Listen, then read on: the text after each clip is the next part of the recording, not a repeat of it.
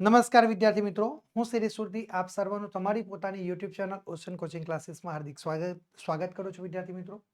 વિદ્યાર્થી મિત્રો તમે જે ખૂબ જ આતુરતાપૂર્વક જેની રાહ જોઈ રહ્યા હતા એ ગાલા અસાઇનમેન્ટ બુક 2025ના વર્ષનું તમારા માટે આવી ચૂક્યું છે.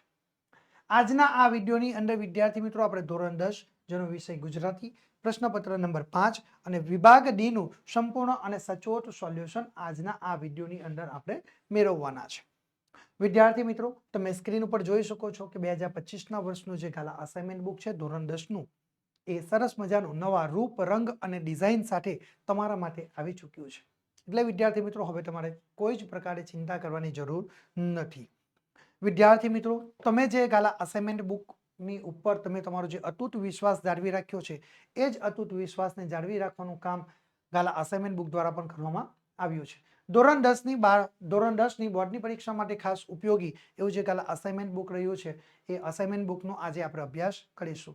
તો ધોરણ 10 વિષય ગુજરાતી જેનો પ્રશ્નપત્ર નંબર 5 અને જેનો વિભાગ જે ડી એનું આપણે સંપૂર્ણ અને સચોટ સોલ્યુશન આજના આ વિડીયોની અંદર મેળવવાના છે. વિદ્યાર્થી મિત્રો તમે સ્ક્રીન ઉપર જોઈ શકો છો કે જે 2025ના વર્ષનું ગાલા અસાઇનમેન્ટ બુક છે ધોરણ 10નું એ સરસ મજાનું નવા રૂપ, રંગ અને ડિઝાઇન સાથે આવી ચૂક્યું છે. આ જે 2025ના વર્ષનું ગાલા અસાઇનમેન્ટ બુક છે ધોરણ 10નું એ તમારા માટે વિદ્યાર્થી મિત્રો 2024નું બોર્ડનું પ્રશ્નપત્ર આદર્શ ઉત્તરો સાથે પ્લસ તમને અલગ અલગ વિષયના 5 પ્રેક્ટિસ પેપરો તમારા માટે લઈને આવી ચૂક્યું છે. એટલે જે વિદ્યાર્થી મિત્રો પોતે બોર્ડની પરીક્ષામાં A1 નો ટાર્ગેટ લઈને બેઠા છે એ વિદ્યાર્થી મિત્રો આ ગાલા અસાઇનમેન્ટ બુકના જે પ્રશ્નપત્રો તૈયાર કરશો તો તમે 100% તમે તમારો ટાર્ગેટ એચીવ કરી શકો છો.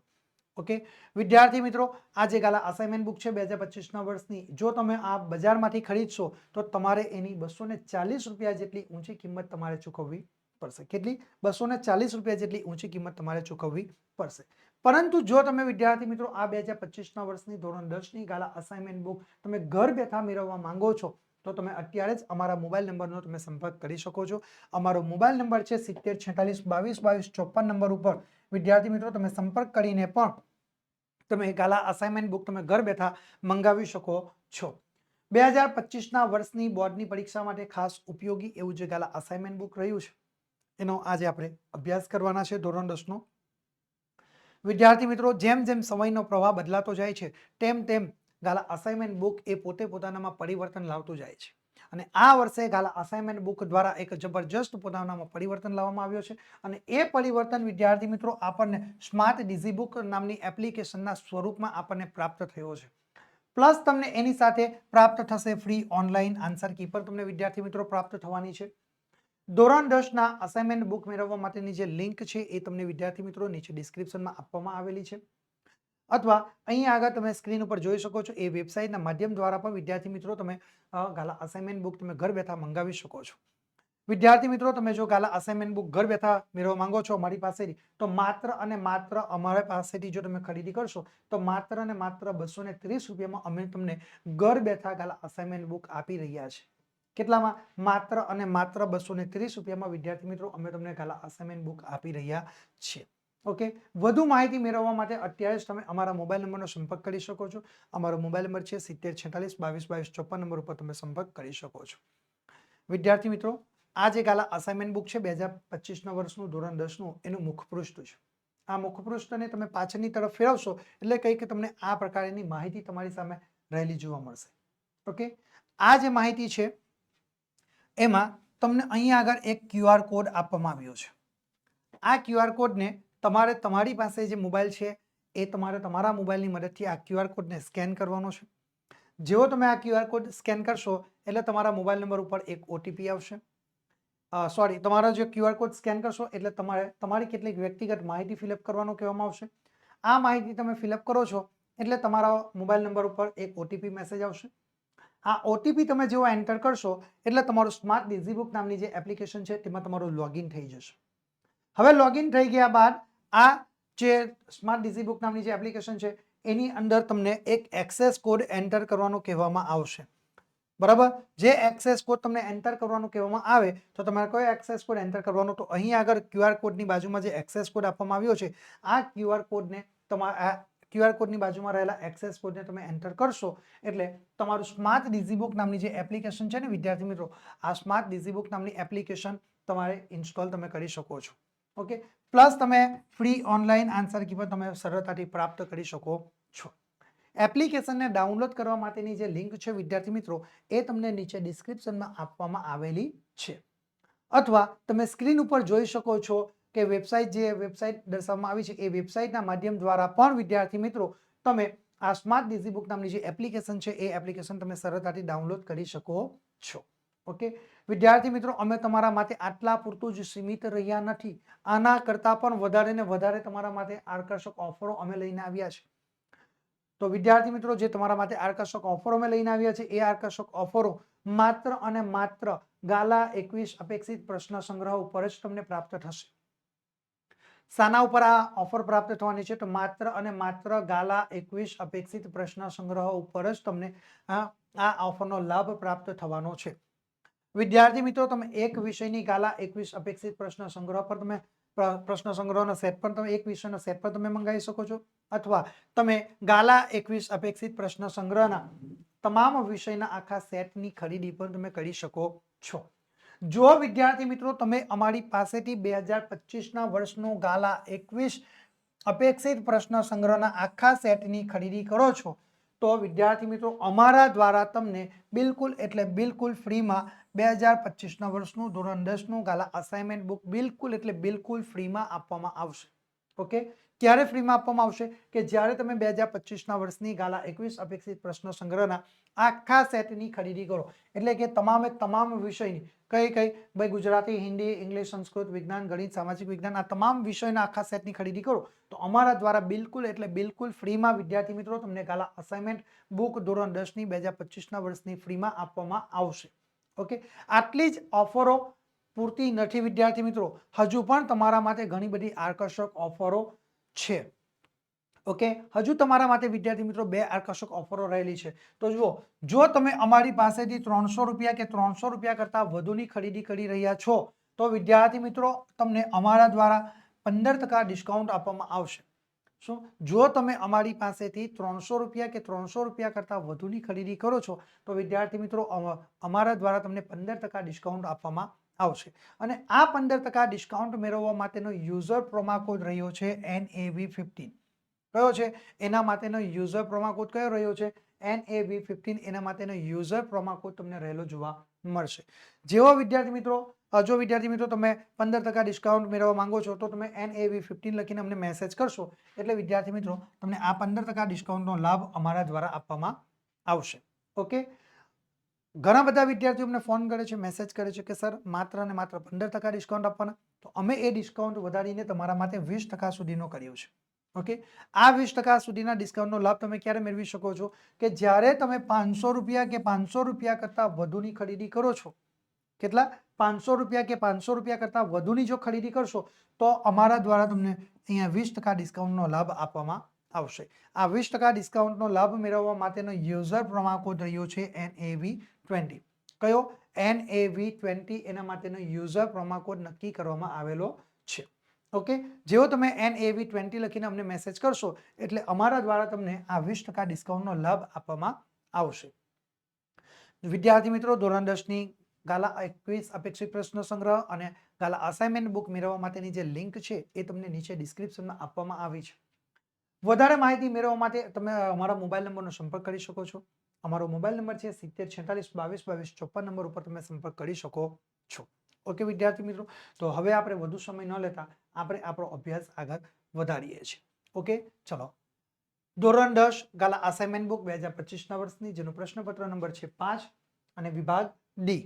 તો વિદ્યાર્થી મિત્રો તમારા માટે સ્ક્રીન ઉપર આ વિભાગ ડી આવી ચૂક્યો છે. જે વિભાગ ડી છે એ વિભાગ ડી એ તમારા માટે લેખન વિભાગ રહેલો છે વિદ્યાર્થી મિત્રો. એ તમારા માટે લેખન વિભાગ રહેલો છે અને કુલ કેટલા ગુણ છે આ વિભાગ ડી ના? એ તમને 20 ગુણ વિદ્યાર્થી મિત્રો તમને મળવાપાત્ર થશે. હવે વિદ્યાર્થી મિત્રો વિભાગ ડી ની અંદર સૌથી પહેલી છે તમને સૂચના આપવામાં આવી છે એ જુઓ. 53 નંબરનો પ્રશ્ન છે. નીચે આપેલી પંક્તિઓનો આશરે 15 વાક્યોમાં અર્થ વિસ્તાર કરવાનો છે. કેટલા વાક્યોમાં? 15 વાક્યોમાં તમારે અર્થ વિસ્તાર કરવાનો છે. જેના કુલ કેટલા ગુણ છે? 4 ગુણ તમને મળવાપાત્ર થશે વિદ્યાર્થી મિત્રો. કેટલા ગુણ મળવાપાત્ર થાય છે? 4 ગુણ તમને મળવાપાત્ર થશે. ઓકે, હવે જો તમે અર્થ વિસ્તાર લખો છો ત્યારે સૌથી પહેલા ધ્યાનમાં રાખવાની બાબત વિદ્યાર્થી મિત્રો કે તમારે જે પંક્તિ આપવામાં આવી છે એ પંક્તિનો તમે એકદમ શાંતિથી તમે પહેલે અભ્યાસ કરી લો, વાંચન કરી લો. એ જો તમે એ લખી શકતા હોય તો એ જ પંક્તિ તમે લખવાનો પ્રયત્ન કરો, અથવા જો તમે નથી લખી શકતા તો તમારે ચિંતા કરવાની જરૂર નથી. એના અર્થમાં તમને બીજી એક પંક્તિ પણ આપવામાં આવેલી હશે. એ પંક્તિને તમે વાંચો, તમને જે પંક્તિ સૌથી સહેલી લાગશે એ પંક્તિનો તમારે અહીંયા આગળ વિચાર વિસ્તાર લખવાનો છે, બરાબર, અર્થ વિસ્તાર કરવાનો થાય છે. ઓકે વિદ્યાર્થી મિત્રો, તો જોઈએ આપણે આપણો અભ્યાસ આગળ જોઈએ. તો આપણી પાસે પંક્તિ અહીંયા આગળ આવી ચૂકી છે કે સફળતા જિંદગીની હસ્તરેખામાં નથી હોતી. સફળતા એ જિંદગીની હસ્તરેખામાં નથી હોતી. ચણાયેલી ઇમારત જે છે એ મોટી મોટી જે બિલ્ડિંગો છે ને એ ક્યારેય નકશાઓમાં દર્શાવેલી નથી હોતી. ઓકે, અહીંયા આગળ શું કહે છે કે સફળતા જિંદગીની હસ્તરેખામાં નથી હોતી, ચણાયેલી ઇમારત ક્યારેય નકશાઓમાં નથી હોતી. સરસ મજાની આ પંક્તિ આપણી સામે રજૂ કરવામાં આવી છે. ઓકે, તો આપણે અહીંયા આગળ એની સમજૂતી જોઈએ, એનો અર્થ વિસ્તાર કેવી રીતે લખી શકીએ. તો ભાઈ પ્રસ્તુત પંક્તિઓમાં કવિએ પ્રારબ્ધને ભરોસે બેસી રહેનારને એ પુરુષાર્થનો મહિમા સમજાવવાનો એ સચોટ પ્રયત્ન કર્યો છે. કોના ભરોસે? પ્રારબ્ધના ભરોસે એ બેસી રહેનારને પુરુષાર્થનો મહિમા એ દર્શાવવાનો પ્રયત્ન કર્યો છે. જે નસીબના ભરોસે બેસી રહે છે એ વ્યક્તિ ક્યારેય પોતાના જીવનમાં પ્રગતિ કરી શકતો નથી. એટલે કહ્યું છે કે સફળતા એ જિંદગીની હસ્તરેખામાં નથી. શું તમારા હાથની રેખાઓની અંદર જો સફળતા લખેલી હોય તો તમે મને બતાવો. એ તમારા હાથની હસ્તરેખા, તમારા હાથની અંદર ક્યાંય રેખામાં એવું દર્શાવ્યું છે કે તમે સફળ થશો કે નિષ્ફળ થશો? એવું ક્યાંય દર્શાવ્યું નથી. એટલે સફળતા જિંદગીની હસ્તરેખામાં ક્યારેય દર્શાવેલી નથી. જે મહાપુરુષો, જે પુષ્કળ એ પોતાના જીવનમાં જબરજસ્ત જેને સફળતા પ્રાપ્ત કરી છે એ લોકોએ ક્યાં હસ્તરેખાને જોઈને સફળતા પ્રાપ્ત કરી? ના, એવું નથી. એટલે કહ્યું છે કે પ્રસ્તુત કાવ્યમાં કવિએ પ્રારબ્ધને ભરોસે બેસી રહેનારને એ પુરુષાર્થનો મહિમા એ સમજાવવાનો સચોટ પ્રયત્ન પણ કરેલો જોવા મળે છે. જિંદગીની સફળતા કેવળ માનવીની હસ્તરેખાઓમાં નથી હોતી. જિંદગીની સફળતા એ કેવળ માત્ર ને માત્ર હાથની રેખાઓમાં નથી હોતી. હસ્તરેખાઓ ઉકેલવા માત્રથી ઉન્નતિ અને સિદ્ધિ પ્રાપ્ત થતા નથી. શું કહ્યું છે કવિએ? કે હસ્તરેખાઓ ઉકેલવા માત્રથી એ ઉન્નતિ અને સિદ્ધિઓ ક્યારેય પ્રાપ્ત થઈ શકતી નથી. તે માટેનું ઉદાહરણ આપતા તે જણાવે છે કે ઇમારતની ડિઝાઇન અને નકશાઓ, એ ડિઝાઇન એના નકશામાં હોય છે. શું હોય છે? એનું સરસ આપણને દ્રષ્ટાંત દર્શાવવા માટે અહીંયા કઈ કહ્યું છે કે શું કહ્યું છે કે જુઓ, ઇમારતની ડિઝાઇન એના નકશાઓમાં હોય છે. ઇમારત જે છે, બરાબર, એ ઇમારતની જે ડિઝાઇન છે એ શામાં હોય છે? નકશામાં હોય છે. ચણાયેલી ઇમારત તો એણે કરેલી મહેનતનું પરિણામ છે. એ જે ઇમારત બનાવે છે એ ઇમારત આખી આપણે નકશામાં દર્શાવી શકતા નથી. એ તો આખી ઇમારત શું કરવું પડે? ચણાયેલી ઇમારત તો એને કરે, જે ઊભી તૈયાર થઈ છે એ તો એની મહેનતનું પરિણામ છે. એ જ રીતે હસ્તરેખાઓ એ ભાગ્ય ગમે તેટલી બળવાન હોય પરંતુ તેને સાકાર કરવા માટે તો એ આપણે શું કરવું પડે છે? પુરુષાર્થ કરવો જ પડશે. જો આપણે પુરુષાર્થ કરતા નથી તો આપણે ક્યારેય એ સફળતાના શિખરોને સર કરી શકવાના નથી. પુરુષાર્થ જ એ પારસમણી છે. શું છે? પુરુષાર્થ એ જ પારસમણી છે, એ સાર્થક છે. એટલે કહ્યું છે કે ઉદ્યમે નહીં સિદ્ધયંતી કાર્યાણી ન મનોરથી. માત્ર ઈચ્છાઓ કરવાથી નહીં, ઉદ્યમ કરવાથી જ કાર્યો સિદ્ધ થાય છે. આપણી ઈચ્છાઓ તો અનેક પ્રકારની જાગૃત થશે, પરંતુ શું એ તમામ પ્રકારની ઈચ્છાઓને આધીન આપણે આપણા જીવનમાં સફળતાના શિખરો ક્યારેય સર કરી શકવાના નથી. એટલા માટે જ કહ્યું છે કે ભાઈ માત્ર ને માત્ર ઈચ્છાઓ કરવાથી નહીં પરંતુ ઉદ્યમ કરવાથી જ એ કાર્યો સિદ્ધ કરી શકાય છે. પુરુષાર્થ, મહેનત અને પરિશ્રમ કરવાથી જ આપણે આપણા જીવનના તમામ કાર્યોને આપણે સિદ્ધ કરી શકીએ છીએ. આપણે ભાગ્યને ભરોસે જ બેસી ન રહેતા, એ સફળ થવા એ સખત એ પુરુષાર્થ પણ કરવો જોઈએ. શું કરવું જોઈએ? આપણે ભાગ્યને ભરોસે જ એ બેસી ન રહેતા, સફળ થવા એ સખત પુરુષાર્થ પણ આપણે કરવો જોઈએ. માત્ર ને માત્ર હાથ પર હાથ ધરીને હાથની રેખાઓને જોઈને આપણે કહીશું કે હા, આપણને કોઈ જ્યોતિષ કહેશે કે હા તમે તો બહુ મહાન વ્યક્તિ બનવાના છો, પુષ્કળ ધનવાન વ્યક્તિ બનશો, તમે સફળતાના શિખરો સર કરશો, અને એ વ્યક્તિ આપણને આવું કહેશે ને આપણે એના ભરોસે આપણે બેસી રહીશું, તો શું આપણે આપણા જીવનમાં સફળ થઈ શકવાના છે? ક્યારેય આપણે આપણા જીવનમાં સફળ થઈ શકવાના નથી. સફળ થવું હશે તો આપણે સખત પરિશ્રમ કરવો પડશે, પુરુષાર્થ કરવો પડશે, તો જ આપણે આપણા જીવનની અંદર સફળ થઈ શકીએ છીએ. આ અર્થ વિસ્તાર લખીને તમે 4 ગુણ તમે મેળવી શકો છો. જો વિદ્યાર્થી મિત્રો એ અર્થ વિસ્તાર તમે નથી લખી શકતા તો તમારે ચિંતા કરવાની કોઈ જરૂર નથી. એના અર્થોમાં વિદ્યાર્થી મિત્રો તમને બીજો એક અર્થ વિસ્તાર પરીક્ષામાં પૂછાય છે. ઓકે, તો જોઈએ આપણે બીજો અર્થ વિસ્તાર. અંતરથી અંતર વધ્યા, થર થર ઘટ્યા ભાઈ. શું કહ્યું છે? અંતરથી અંતર વધ્યા, થર થર ઘટ્યા ભાઈ. દુનિયા બનતી સાંકડી, અરર એ જ નવાઈ. દુનિયા બનતી સાંકડી, અરર એ જ નવાઈ. ઓકે, અહીંયા આગળ આપણે સરસ રીતે જવાબ લખી શકીએ છીએ. બરાબર, કે આ દુહાના 4 ચરણ છે. શું છે? આ દુહાની અંદર કેટલા ચરણ આપવામાં આવ્યા છે? 4 ચરણો આપણને આપવામાં આવ્યા છે. આ પહેલું ચરણ, બીજું ચરણ, ત્રીજું અને ચોથું. આ 4 ચરણો આપણને રહેલા જોવા મળશે. તો પહેલા ચરણના અંતે, પહેલા ચરણમાં અંતરનો અર્થ છે મન. શું છે? પહેલા ચરણમાં અંતરનો અર્થ થશે મન. બરાબર, જો એટલે આપણે અહીંયા આગળ મન લખ્યું છે. હૃદય થશે એનો અર્થ અંતર થશે, હૃદય થશે મન થઈ. બરાબર, એક માણસના મન હૃદયથી બીજા માણસ વચ્ચેના મન અને હૃદયનું અંતર એ આજે દિવસે ને દિવસે વધ્યું છે. વાસ્તવિકતા છે.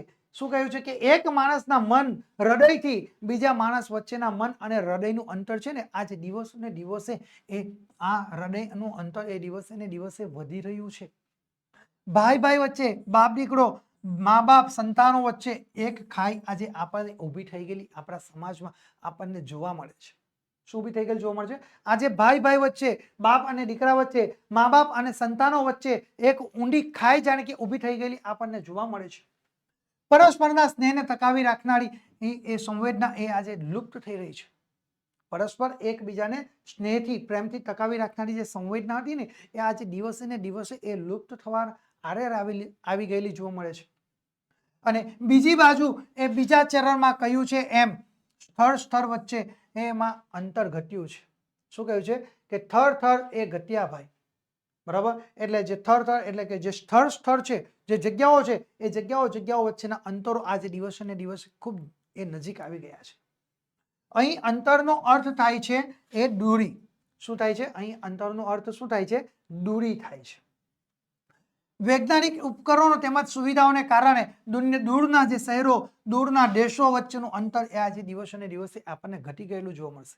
આજે આપણે દુનિયાના દેશની અંદર, દુનિયામાં કોઈ પણ દેશની અંદર કોઈ પણ પ્રકારની ઘટના ઘટે તો આપણે ત્યાં જવું હોય કે આવવું હોય તો આપણે ત્યાં એકદમ સરળતાથી આપણે જઈ શકીએ છીએ, આવી શકીએ છીએ. આજે એક જગ્યાથી બીજી જગ્યાએ પહોંચવું ખૂબ સરળ થઈ ગયું છે. દુનિયાના પેલા છેડે રહેતી વ્યક્તિ સાથે આપણે રૂબરૂમાં પણ આપણે એને મુલાકાત કરી શકતા હોઈએ છીએ. એટલે એ દુનિયાના એ રૂબરૂ એની સાથે વાત પણ કરી શકીએ છીએ. દુનિયા એ સાંકડી બનતી ચાલી છે આજે દિવસે ને દિવસે. દિવસે ને દિવસે આજે દુનિયા છે ને એ સાંકડી બનતી જાય છે. આ આજના સમયની એક નવાઈ છે. શું છે? આ આજના સમયની એક આપણને નવાઈ રહેલી જોવા મળે છે. આમ હૃદયથી હૃદય વચ્ચે અંતર વધવાની વાત ને સ્થળ વચ્ચે અને સ્થળ વચ્ચે અંતર ઘટવાની વાત આજના જમાનાની કરુણ વાસ્તવિકતા એ આપણને રહેલી જોવા મળે છે. શું જોવા મળશે? આમ હૃદયથી હૃદય વચ્ચેના અંતર વધવાની વાત આપણને જોવા મળે છે અને સ્થળ વચ્ચે અંતર ઘટવાની વાત પણ આપણને રહેલી જોવા મળે છે. આજના જમાનાની કરુણ વાસ્તવિકતા આ જ છે કે મનુષ્ય એકબીજાથી, એક મનુષ્ય બીજા મનુષ્યથી દૂર થતો જાય છે. પોતાના ભાઈ, મા બાપ, પોતાના સગા સંબંધીઓથી એ દૂર થતો જાય છે. અને એ આજના જમાનાની વાત કરીએ તો એ સ્થળથી એ ખૂબ એકબીજાથી નજીક આવતો જાય છે. શું આ ભૌતિક એ વિકાસના ગળાનો હાર છે કે માનવ જીવનની હાર છે? શું આ ભૌતિક વિકાસના ગળાનો હાર છે કે એ માનવ જીવનની કાળમી હાર છે? એ મને તો આજે સમજાતું નથી. આ રીતે આપણે અહીંયા આગળ અર્થ વિસ્તાર લખી શકીએ છીએ અને 4 ગુણ આપણે મેળવી શકીએ છીએ. ઓકે, ચાલો હવે વિદ્યાર્થી મિત્રો 54 નંબરનો પ્રશ્ન તમારા માટે સ્ક્રીન ઉપર આવી ચૂક્યો છે. તમારી શાળામાં યોજાયેલ 150મી ગાંધી જયંતિ પર પ્લાસ્ટિક મુક્ત ભારત અભિયાનનો અહેવાલ આશરે 100 શબ્દોમાં લખવાનો છે, જેના કુલ તમને કેટલા ગુણ મળવાપાત્ર થશે? 4 ગુણ વિદ્યાર્થી મિત્રો જેના તમને મળવાપાત્ર થશે.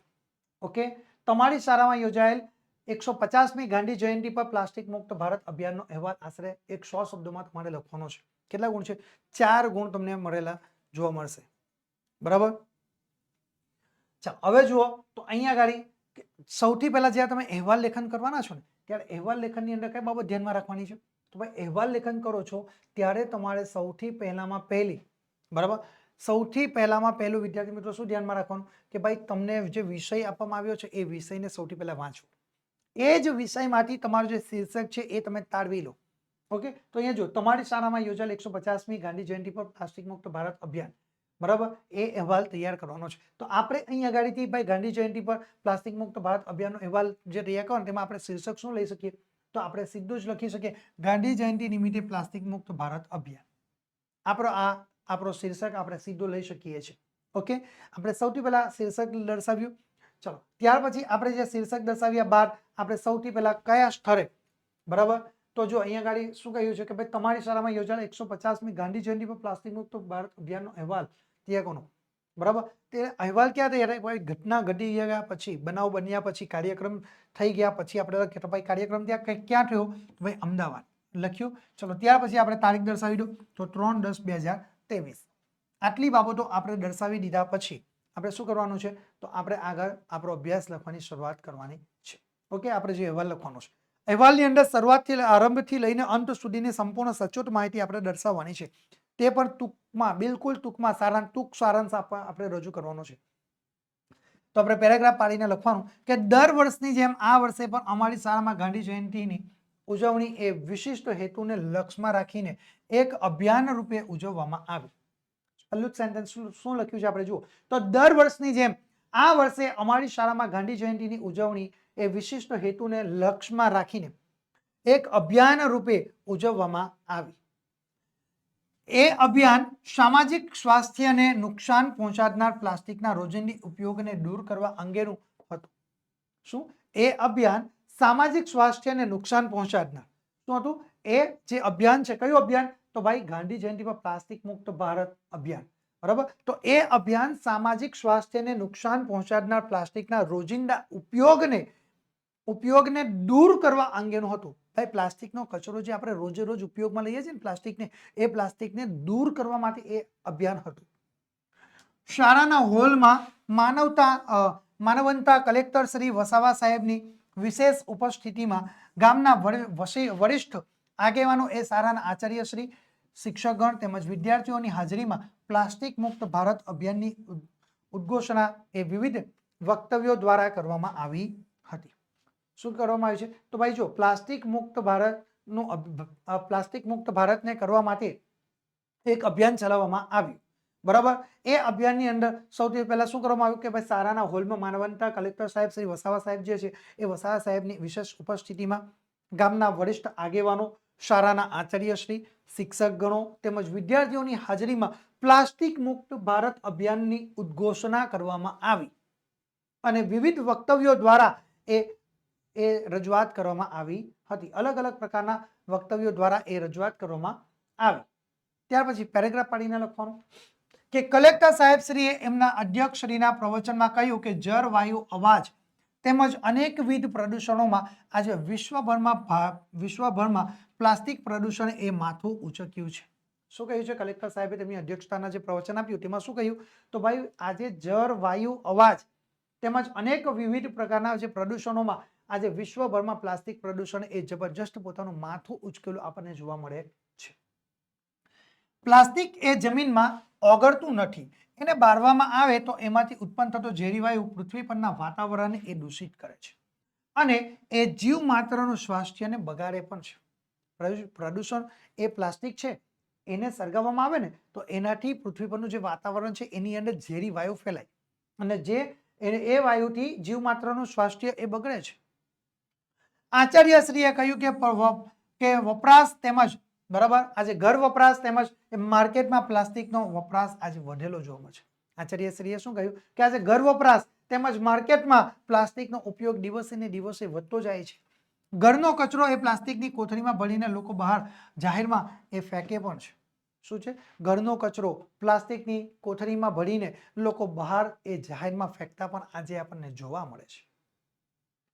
આજે ભેગા થયેલા કચરાનો નાશ કેવી રીતે કરવો એ વિકટ પ્રશ્ન આપણા સૌ કોઈ માટે એ બનતો જાય છે. શું? આજે ભેગા થયેલા કચરાનો નાશ કેવી રીતે કરવો એ એક સૌથી મોટામાં મોટો વિકટ પ્રશ્ન બનતો જાય છે. જો કે હવે એ પ્રેમરમાં એ ભેળવીને રોડ બનાવવામાં પ્લાસ્ટિકનો ઉપયોગ થઈ રહ્યો છે. જો કે હવે એ પ્રેમરમાં ભેળવીને રોડ બનાવવામાં એ પ્લાસ્ટિકના કચરાનો આજે આપણે ઉપયોગ થતો પણ જોવા મળી રહ્યો છે. એવી માહિતી પણ આચાર્યશ્રીએ અમને આપી હતી. જુદા જુદા વક્તાઓએ પોતાના પ્રાસંગિક એ વક્તવ્યો આપ્યા હતા અને તેમણે પ્લાસ્ટિકનો ઉપયોગ નહીં કરવાનો અને પ્લાસ્ટિક મુક્ત ભારત અભિયાનમાં પોતાનો મોટામાં મોટો ફાળો આપવાનો સંકલ્પ પણ તેમના દ્વારા કરવામાં આવ્યો છે. શું કરવામાં આવ્યું છે? એ આચાર્યએ તેમને આ પ્રકારની અલગ અલગ પ્રકારની જે ડામર રસ્તા બનાવીએ છીએ એવી જ રીતે પ્લાસ્ટિકને પ્રમાણમાં ભેળવીને એ રોડ બનાવવા માટે પણ પ્લાસ્ટિકનો ઉપયોગ થાય છે એ પણ તેમણે આચાર્યશ્રીએ માહિતી આપી. જુદા જુદા વક્તાએ પોતાના પ્રાસંગિક પ્રસંગો છે એમણે વક્તવ્ય આપ્યા છે અને એમની સાથે સાથે પ્લાસ્ટિકનો ઉપયોગ નહીં કરવા માટે પણ એ પ્લાસ્ટિક મુક્ત ભારતનું અભિયાનમાં તેમણે પોતપોતાનો આશ્ચર્યચકિત એટલે એકદમ પોતાનો સિંહ ફાળો પણ તેમણે આપેલો જોવા મળે છે અને એ સંકલ્પ પણ તેમના દ્વારા કરવામાં આવ્યો છે. વિદ્યાર્થીઓ તેમજ શાળામાં તેમજ સામાજિક ક્ષેત્રે એ પ્લાસ્ટિકનો ઉપયોગ ન કરવાનો સંકલ્પ કર્યો અને ત્યાર પછી સૌ સંકલ્પ સાથે અમે લોકો બધા સૌ કોઈ છૂટા પડ્યા અને સૌ કોઈએ શું કર્યું કે ભાઈ સૌ સંકલ્પ લીધો કે ભાઈ હવે પછી અમે ક્યારેય પ્લાસ્ટિકનો ઉપયોગ કરીશું નહીં અને સૌ કોઈ ત્યાંથી એ પોતપોતાના ઘરે જવા માટે એ રવાના થાય છે. આ રીતે તમે અહેવાલ લેખન તમે લખી શકો છો. ઓકે, ચાલો આગળ આપણે વિદ્યાર્થી મિત્રો જોઈએ એ પહેલા કે વિદ્યાર્થી મિત્રો હવે તમારી બોર્ડની પરીક્ષા ખૂબ નજીક આવી ચૂકી છે. બહુ જ થોડા દિવસો બાકી રહ્યા છે. ત્યારે વિદ્યાર્થી મિત્રો ઘણા બધા વિદ્યાર્થીઓના ફોન આવે છે કે સર ધોરણ 10 માટે ગુજરાતી વિષયમાં કઈ આઈએમપી હોય તો આપો, સર ધોરણ 10 માટે ગુજરાતી વિષયમાં કઈ આઈએમપી હોય તો આપો. તો વિદ્યાર્થી મિત્રો અમે તમારા માટે 2025ના વર્ષની બોર્ડની પરીક્ષા માટે ખાસ એક ધોરણ 10નો ગુજરાતી વિષયનો આઈએમપી બેચ લઈને તમારા માટે આવી ચૂક્યા છે અને આ આઈએમપી બેચની કિંમત છે માત્ર અને માત્ર 399 રૂપિયા નક્કી કરવામાં આવી છે. વિદ્યાર્થી મિત્રો, જે વિદ્યાર્થી પોતે બોર્ડની પરીક્ષામાં A1 નો ટાર્ગેટ લઈને બેઠા છે એવા વિદ્યાર્થીઓ માટે ધોરણ 10નો આઈએમપી બેચ એ ખૂબ જ મહત્વનો સાબિત થવાનો છે. બરાબર, અને જે વિદ્યાર્થીઓ બિલકુલ પણ પોતાની તૈયારી શરૂ નથી કરી એવા વિદ્યાર્થીઓ માટે તો આ ધોરણ 10નો ગુજરાતી વિષયનો આઈએમપી બેચ એ વરદાન રૂપ સાબિત થવાનો છે. કારણ કે માત્ર અને માત્ર 399 રૂપિયામાં અમારા દ્વારા જે તમને બેનિફિટ આપવામાં આવી રહ્યા છે એ તમે કલ્પના પણ ન કરી શકશો. ઓકે, તો જોઈએ આપણે કયા કયા બેનિફિટ તમને આપવામાં આવે છે એ જો. તો ભાઈ સૌથી પહેલું કે પ્રકરણ પ્રમાણે તમને આઈએમપી પ્રશ્નોનું રિવિઝન કરાવવામાં આવશે. શું એ ગદ્ય હોય કે પદ્ય તમને બોર્ડની પરીક્ષામાં પૂછી શકાય એવા જે ઇમ્પોર્ટન્ટ ક્વેશ્ચન છે એનું તમને રિવિઝન કરાવવામાં આવશે. ત્યાર પછી લાઈવ લેક્ચર પ્લસ તમને રેકોર્ડેડ લેક્ચર તમને આપવામાં આવશે. બરાબર, તમે લાઈવ લેક્ચરની અંદર તમે હાજર રહી શકતા નથી અનિવાર્ય સંજોગોનો તો તમારે કોઈ ચિંતા કરવાની જરૂર નથી. બરાબર, તમે અમને જાણ કરશો એટલે અમારા દ્વારા જે રેકોર્ડેડ લેક્ચર તમને આપવામાં આવશે જેથી કરીને તમારો જે અભ્યાસમાં તૂટ પડી છે એ તમે તમારા ઘરે રહીને તમે તમારા ફુરસદના સમયે તમે એ અભ્યાસ કરી શકો છો. ચાલો, ત્યાર પછી વિદ્યાર્થી મિત્રો ત્રીજો બેનિફિટ છે જે આકર્ષક પ્રેઝન્ટેશન સાથે સમજાવટ. તમે સ્ક્રીન ઉપર જોઈ શકો છો જે તમને પ્રેઝન્ટેશન કરવામાં આવી રહ્યું છે એ આકર્ષક તમને પ્રેઝન્ટેશન કરવામાં આવી રહ્યું છે જેથી કરીને બહુ ઓછા સમયની અંદર સરળતાથી તમે વધુમાં વધુ યાદ રાખી શકો એ રીતે તમારા માટે પ્રેઝન્ટેશન કરવામાં આવી રહ્યું છે. ચલો, આગળનો જે બેનિફિટ છે એ જુઓ. તો ભાઈ તમને જે પીડીએફ ફાઇલ આપવામાં આવશે ને મારા દ્વારા એ પીડીએફ ફાઇલની ક્વોલિટી એકદમ સુપર ક્વોલિટીની હશે. એકદમ હાઈ ક્વોલિટીની તમને પીડીએફ ફાઇલ આપવામાં આવશે એટલે તમે જ્યારે પ્રિન્ટ લેવા માટે જશો તો તમને ક્યાંય કોઈ પણ પ્રકારની તકલીફ થવાની નથી. ચલો, ત્યાર પછી આગળ જુઓ તો ભાઈ તમને ડાઉટ ક્લાસ પ્લસ તમને બેકઅપ પ્લાન પણ અમારા દ્વારા તમને આપવામાં આવી રહ્યા છે. શું તો ડાઉટ ક્લાસ તમને આપવામાં આવી રહ્યા છે પ્લસ તમને બેકઅપ પ્લાન પણ અમારા દ્વારા આપવામાં આવી રહ્યો છે. એટલે તમને એવું લાગશે કે ભાઈ આ પ્રશ્નમાં અમને ડાઉટ છે કોઈ પણ પ્રકારની ક્વેરી છે તો તમે જો અમને જણાવશો એટલે તરત જ તમારો એ પ્રશ્નોનું સોલ્યુશન અમારા દ્વારા કરવામાં આવશે. ત્યાર પછી જે વોટ્સઅપ સપોર્ટ અમારા દ્વારા તમને આપવામાં આવ્યો છે. નાનામાં નાનો અને મોટામાં મોટો પ્રશ્ન હશે તમે અમે વોટ્સઅપના માધ્યમ દ્વારા જણાવશો તો તમે તમારા પ્રશ્નોનું 100% તમારું નિરાકરણ આવશે. અને સૌથી મોટામાં મોટો જે બેનિફિટ છે એ કે પાછલા વર્ષોની બોર્ડની પરીક્ષામાં પૂછાયેલા જે પ્રશ્નપત્રો છે એનું તમને સંપૂર્ણ અને સચોટ સોલ્યુશન અમારા દ્વારા તમને આપવામાં આવશે. એટલે વિદ્યાર્થી મિત્રો તમારે ક્યાંય કોઈ પણ પ્રકારની ચિંતા કરવાની જરૂર રહેતી નથી. જો આટલા બધા બેનિફિટ તમને અહીં આગળ એક જ પ્લેટફોર્મ ઉપરથી પ્રાપ્ત થઈ જશે એટલે વિદ્યાર્થી મિત્રો તમારે ક્યાંય કોઈ જાતની ચિંતા કરવાની રહેતી નથી. ઓકે, હવે વિદ્યાર્થી મિત્રો આપણે વધુ સમય ન બગાડતા આપણે આપણો અભ્યાસ આગળ વધારીએ છીએ. તો જોઈએ 55 નંબરનો પ્રશ્ન તમારા માટે સ્ક્રીન ઉપર આવી ચૂક્યો છે. સૂચના આપવામાં આવી છે કે નીચે આપેલા ગદ્યખંડનો આશરે ત્રીજા ભાગમાં તમારે સંક્ષેપ કરીને તેને યોગ્ય શીર્ષક આપવાનું છે. ઓકે, કેટલા ગુણ છે? કુલ 4 ગુણ તમને મળવાપાત્ર થશે. ઓકે, હવે જો વિદ્યાર્થી મિત્રો કે જ્યાં તમે સંક્ષેપીકરણ કરવા માટે તમને પેરેગ્રાફ આપવામાં આવે ને ત્યાં સૌથી પહેલા કઈ કઈ બાબતો ધ્યાનમાં રાખવાની તો ભાઈ સંક્ષેપીકરણ કરતી વખતે તમારે આ જે પેરેગ્રાફ આપવામાં આવ્યો છે એ પેરેગ્રાફને તમારે 1 થી 2 વાર વાંચન કરવાનું છે. ઓકે, એ પેરેગ્રાફનું વાંચન કર્યા પછી તમારે શું નક્કી કરવાનું? સૌથી પહેલામાં પહેલું તો ભાઈ એકના એક વાક્યનું વારંવાર જો પુનરાવર્તન થતું હોય તો એ વાક્યને તમારે એ પેરેગ્રાફમાંથી કાઢી નાખવાના છે. ઉદાહરણ સ્વરૂપે, દ્રષ્ટાંત સ્વરૂપે, બરાબર, કે દાખલા તરીકે જો કોઈ એકનો કોઈ બાબત તમને દર્શાવવામાં આવી છે તો એને પણ આપણે કાઢી નાખવાની છે. બરાબર, ખૂબ જ લંબાણપૂર્વકના વાક્યોને આ સંક્ષેપીકરણની અંદર સ્થાન હોતું નથી. જેનાથી અર્થ ન સરતો હોય એવા વાક્યોનો આપણે પ્રયોગ કરવાનો નથી. એની વાક્ય રચના સીધી, સાદી અને સરળ શૈલીની અંદર આપણને રહેલી હોવી જોઈએ. ઓકે, ચલો આપણે આપણો પેરેગ્રાફ જોઈએ. તો આપણા જીવનમાંથી માનવજાતની માત્રા ઘટતી જાય છે. બરાબર, સંક્ષેપીકરણ જોઈએ તો આપણા જીવનમાંથી માનવજાતની માત્રા એ દિવસે ને દિવસે ઘટતી જાય છે અને તૈયાર માલ ઓછી મહેનતે મેળવવાની તાલાવેલી આપણી એ વધતી જાય છે. જો અહીંયા જ કહ્યું છે કે આપણા જીવનમાંથી માનવજાતની માત્રા ઘટતી જાય છે અને તૈયાર માલ એ ઓછી મહેનતે મેળવવાની તાલાવેલી વધતી જાય છે. આજ સુધી કોઈ માએ પોતાના દીકરાને એ વર્ષગાંઠે હોટલમાં જમાડ્યો સાંભળ્યો છે? આજ સુધીમાં કોઈ પણ માતાએ પોતાના દીકરાને વર્ષગાંઠ નિમિત્તે હોટલમાં જમાડ્યો સાંભળ્યો છે તમે? કોઈ સમાજમાં આયા વડે સારા છોકરા તૈયાર થયા છે? કોઈ પણ આજે સમાજની અંદર તમે જુઓ, જે આપણે આયા રાખીએ છીએ એ આયા વડે સારા છોકરા તૈયાર થાય એવું તમે સાંભળ્યું છે? કોઈ હોટલની રસોઈમાં માની રસોઈનો એ હુંફાળ સ્વાદ તમને પ્રાપ્ત થયો છે? એમાં ફરક છે માનવજાતનો, એમાં ફરક છે માવજતનો. આ જમાનામાં જ્યારે લોકોને ઓછી મહેનતે વધુ પ્રમાણમાં તૈયાર વસ્તુની પ્રાપ્તિ માટે એ ધસતા જોઉં છું ત્યારે લાગે છે કે જાણીએ અજાણીએ પણ લોકોમાં એ માવજત એ દિવસે ને દિવસે ભૂલાતી જાય છે. માવજત કરનારામાં એ પ્રમાણભાન, એ ધીરજ, હળવે હાથે કામ કરવાની આવડત, ક્ષમતા, સહનશક્તિ અને સ્નેહ હોવા જોઈએ. કોઈ પણ ગરીબ માએ એ જહેમત ઉઠાવી ઉછેરીને ખૂબ ભણાવેલા મોટા ડાક્ટર દીકરાની પાછળ માવજતનો મંતર છે. કોઈ પણ સફળ ડાક્ટરની સફળતા પાછળ એ માવજતનો ટોંકો છે. કોઈ સફળ પ્રોફેસરના સુંદર વ્યાખ્યાનની છતા પાછળ માવજતનો ધ્વનિ છે. માવજતનો મંતર આ જમાનામાં સૌએ વાગોરવા જેવો છે, એ આચરવા જેવો છે. માવજત એ જીવનને અજવાળશે. માવજત એ જ આપણા જીવનને અજવાળશે. એ અહીંયા આગળ આપણને આ વિષય આપવામાં આવ્યો છે. ઓકે, તો હવે આપણે આ પેરેગ્રાફની અંદરથી આપણે ઘણા બધા આપણે એકના એક સેન્ટેન્સ જોયા કે જુઓ અહીંયા આગળ એકને એક સેન્ટેન્સ કે માવજત, અહીંયા માવજત, અહીંયા આગળ માવજત, અહીંયા આગળ માવજત તમે જુઓ. બરાબર, તો આ પ્રકારે એકના એક શબ્દોનું તમને વારંવાર પુનરાવર્તન થતું જોવા મળે તો આ બધા શબ્દોને કાઢી નાખવાના. એની જગ્યા પર આપણે એક જ વાર શબ્દોનો એ ઉપયોગ કરવાનો.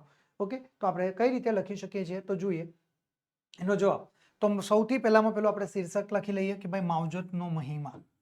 શું લખ્યું છે કે ભાઈ માવજતનો મહિમા. આપણું આ શીર્ષક આપણે સૌથી પહેલા આપણે તૈયાર કરી નાખ્યું.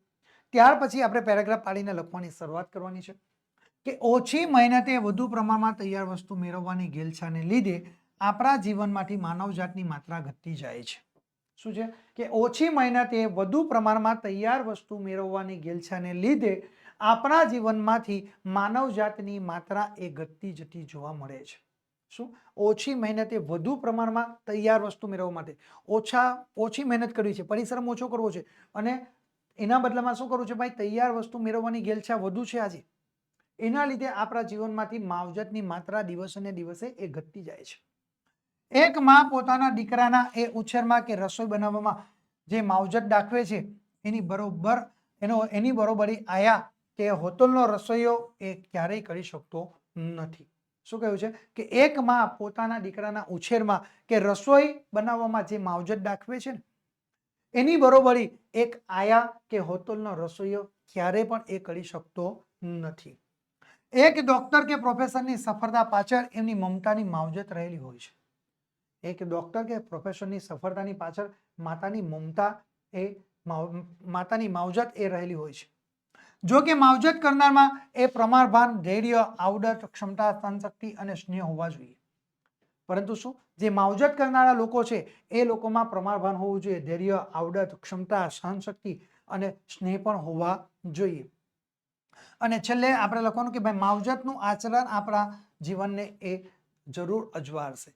શું? કે ભાઈ માવજતનું જો આપણે આચરણ કરીશું તો એ આપણા જીવનને જરૂરથી અજવાળશે. આ રીતે વિદ્યાર્થી મિત્રો આપણે સરસ મજાનો સંક્ષેપીકરણ અહીં આગળ કરી શકીએ છીએ, બરાબર, અને પૂરેપૂરા ગુણ આપણે મેળવી શકીએ છીએ. આ રીતે વિદ્યાર્થી મિત્રો તમે સંક્ષેપીકરણ કરવાનું છે. તમારે ક્યાંય કોઈ પણ જગ્યા ઉપર છેકછાક કરવાનો નથી અને પદ્ધતિસર તમારે 1/3 ભાગ જેટલો એનો સંક્ષેપીકરણ કરવાનો રહેશે. ઓકે, ચાલો હવે વિદ્યાર્થી મિત્રો આપણે આગળ જોઈએ. તો આગળ તમારા માટે અહીંયા આગળ પ્રશ્ન આવ્યો છે સ્ક્રીન ઉપર 56 નંબરનો. ઓકે, ચાલો જુઓ. તો સૂચના તમને આપવામાં આવી છે કે ગમે તે એક વિષય પર આપેલા મુદ્દાના આધારે 250 શબ્દોમાં તમારે નિબંધ લેખન કરવાનો છે. કેટલા ગુણ છે એના? કુલ તમને 8 ગુણ તમને રહેલા જોવા મળશે. કેટલા ગુણ છે વિદ્યાર્થી મિત્રો? કુલ 8 ગુણનો આ પ્રશ્ન તમને રહેલો જોવા મળશે. ઓકે, તો સૌથી પહેલા અહીંયા આગળ આપણને વિષય આપવામાં આવ્યો છે એ જુઓ કે ભાઈ મારું વતન પ્યારું વતન.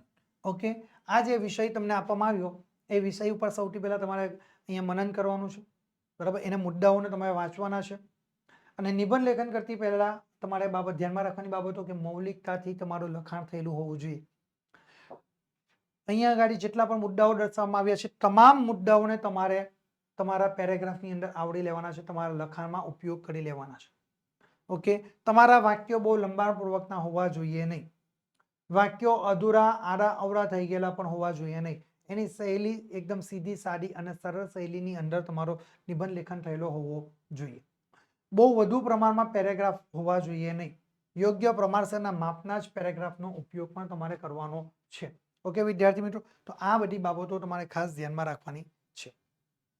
તો આપણે શરૂ કરીએ. આપણો વિષય છે અહીંયા આગળ મારું વતન પ્યારું વતન. જો વિદ્યાર્થી મિત્રો તમે એક બીજી બાબત ખાસ ધ્યાનમાં રાખવાની કે આ નિબંધ લેખન નથી કરી શકતા કે તમે લખી શકતા નથી તો તમારે ચિંતા કરવાની જરૂર નથી, કારણ કે અહીંયા આગળ તમને વિકલ્પ પ્રાપ્ત થાય છે. 3 વિષય આપેલા છે. આ 3 વિષયોમાંથી તમારે કોઈ પણ એક વિષયની ઉપર તમારે નિબંધ લેખન કરવાનું છે. શું કહે છે? જે 3 વિષયો આપવામાં આવ્યા છે આ 3 વિષયોમાંથી તમારે કોઈ પણ એક વિષયની ઉપર તમારે નિબંધ લેખન કરવાનું છે. હવે સમજો કે તમે આ મારું વતન પ્યારું વતન નિબંધ લેખન પસંદ કરો, તમે થોડો લખો ને 2 પેરેગ્રાફ લખો ને પછી એની ઉપર ચોકડી મારશો તો એવું કામ કરવાનું નથી. તમે ચોક્કસ ખાતરી કરો કે તમે કયો નિબંધ લખી શકો છો, તો એ જ નિબંધ ઉપર તમારે પૂરેપૂરું તમારે લખવાની તૈયારી કરવાની છે. પછી તમે અડધું લખશો અને અડધું ખોટું પાડી દો અને ફરી પાછો બીજો વિષય પસંદ કરશો તો પરીક્ષકના મનમાં તમારા પ્રત્યે નેગેટિવ છાપ એક ઊભી થશે. ઓકે, એ તમને જેટલા ગુણ આપવા ઈચ્છતા હશે એટલા ગુણ પણ એ વ્યક્તિ તમને આપી શકતા નથી. ઓકે, તો શરૂ કરીએ. આપણે સૌથી પહેલા મુદ્દા જોઈએ કે ભાઈ પ્રસ્તાવના, વતનની વિશિષ્ટતા, વતન પ્રેમની વાતો, સંસ્મરણો અને ઉપસંહાર. ઓકે, આટલા જે પોઈન્ટ છે, આટલા મુદ્દાઓને આપણે ધ્યાનમાં રાખીને આપણો નિબંધ લેખન કરવાનો છે. ઓકે, તો આપણે શરૂ કરીએ. મારું વતન પ્યારું વતન. તો સૌથી પહેલામાં પહેલું આપણે અહીંયા આગળ એક સંસ્કૃત ભાષાની જે પંક્તિ છે એનો ઉપયોગ કરીને આપણે આપણા નિબંધ લેખનની શરૂઆત કરીએ છીએ. જનની જન્મભૂમિ સ્વર્ગાદપી એ ઘડીયસી. જનની જન્મભૂમિ સ્વર્ગાદપી ઘડીયસી. ઓકે, એટલે માતા અને માતૃભૂમિ તો સ્વર્ગથી પણ એ ચડિયાતી છે. શું? માતા અને માતૃભૂમિ તો એ સ્વર્ગથી પણ ચડિયાતી છે. બરાબર. આ રીતે વિદ્યાર્થી મિત્રો આપણે પહેલું જ અહીંયા આગળ સરસ મજાની પંક્તિ લખીને આપણે આપણા નિબંધ લેખનની શરૂઆત કરી શકીએ છીએ. ઓકે, ત્યાર પછી પેરેગ્રાફ પાડીને લખવાનું. બરાબર. ત્યાર પછી આપણે શું કહું છે કે ભાઈ પેરેગ્રાફ પાડીને લખવાની શરૂઆત કરવાની કે માતા અને માતૃભૂમિ એટલે કે વતન તરફથી મળેલા સંસ્કારો એ વ્યક્તિના ઘડતરમાં મહામૂલ્ય ભાગ ભજવે છે. શું છે કે માતા અને માતૃભૂમિ વતન તરફથી મળેલા જે સંસ્કારો એ વ્યક્તિના ઘડતરમાં એ મહામૂલ્ય ભાગ ભજવતા આપણને જોવા મળે છે. આપણે સૌ એના ઋણી છીએ. શું છે? આપણે સૌ એના ઋણી છીએ. માતૃભૂમિ વતન સાથે અભિન્ન એવી 2 અન્ય બાબતો પણ એટલી જ એ મહત્વની રહેલી છે. શું છે? માતૃભૂમિ વતન સાથે અભિન્ન એવી જે અન્ય બાબતો પણ એટલી જ આપણા માટે મહત્વની રહેલી છે. માતૃભાષા અને માતૃ સંસ્થા જે આપણી શાળા, જેને આપણે આપણી પોતાની શાળા કહીએ છીએ, એ કઈ 2 બાબતો છે? અન્ય 2 બાબતો પણ એટલી જ મહત્વની છે. કઈ 2 બાબતો ખૂબ જ મહત્વની રહેલી છે? તો ભાઈ માતૃભાષા અને માતૃ સંસ્થા. બરાબર. એ માતૃભૂમિ વતન સાથે અભિન્ન જોડાયેલી હોય તો આ 2 વસ્તુ સૌથી વધારે પડતી મહત્વની છે કે ભાઈ એક છે આપણી માતૃભાષા અને બીજી છે આપણી માતૃ સંસ્થા એટલે કે આપણી શાળા. આજે વતનથી ઘણો દૂર છું પણ વતનના સાદ અને સંસ્મરણો એ હૃદયના કોઈક અગોચર ખૂણે એ જીવનની અખૂટ મૂંડી રૂપે એ સચવાયેલા પડ્યા છે. આજે પણ એ ભલે એ પોતાના વતનથી ઘણા દૂર છે, વતનના સાદ અને સંસ્મરણોના એ સ્મરણો એના હૃદયના કોઈ અગોચ ગોચર ખૂણે એ જીવનની અખૂટ મૂડી રૂપે એ સચવાયેલા હોય. મારું ગામ એ સમેરા એ તળાવને કાંઠે વસેલું છે. શું છે? મારું ગામ એ સમેરા તળાવને કાંઠે વસેલું છે. પુરાણોમાં મારા ગામનો ઉલ્લેખ પણ કરવામાં આવ્યો છે. અહીંયા ઘડી આપણે આપણું માતૃભૂમિ વિશે વાત રજૂ કરવાની છે. તે ઐતિહાસિક છે, 4 યુગ જૂનું છે એમ કહેવાય છે. અહીંયા આગળ જો વિદ્યાર્થી મિત્રો એક બાબત ધ્યાનમાં રાખવાની કે આપણે પોતે પોતાના વતન વિશે આપણે લખી શકીએ. બરાબર, દરેક વિદ્યાર્થી પોતપોતાના વતન વિશે પણ લખી શકે છે. બરાબર, એટલે અહીંયા આગળ જો કહ્યું પુરાણોમાં મારા ગામનો ઉલ્લેખ છે, તે ઐતિહાસિક છે, 4 યુગ એ જૂનું છે એમ એવું કહેવાય છે. આ ગામ પહેલા નગર તરીકે એ ઓળખાતું હતું. શું છે? અમારું ગામ એ સૌથી પહેલા નગર તરીકે ઓળખાતું. નગરને ફરતો અને શું કહ્યું છે કે ભાઈ નગરને ફરતો ચારે બાજુ કોટ છે, 6 દરવાજા પણ છે, કીર્તિ તોરણ છે. અકબરના દરબારી એ તાનસેને અકબરના જે દરબારી તાનસેને એ દીપક રાગ પણ તેને ગાયો છે. અને પછી શરીરમાં અગ્નિ પ્રગટ્યો, એ અગ્નિને મલ્હાર રાગ ગાનાર એ તાના રીરી નામની 2 બહેનોની દેરીઓ પણ આવેલી છે. કેટલી સરસ વાત રજૂ કરી છે. જુઓ તો ભાઈ મારું ગામ એ સમેરા તળાવને કાંઠે વસેલું છે. પુરાણોમાં મારા ગામનો ઉલ્લેખ છે, તે ઐતિહાસિક છે, 4 યુગ જૂનું છે એમ કહેવાય છે. આ ગામ પહેલા નગર તરીકે ઓળખાતું. નગરને ફરતે ચારે બાજુ કોચ છે, 6 દરવાજાઓ છે, કીર્તિ તોરણો છે. અકબરના દરબારી તાનસેને એ દીપક રાગ ગાયો છે.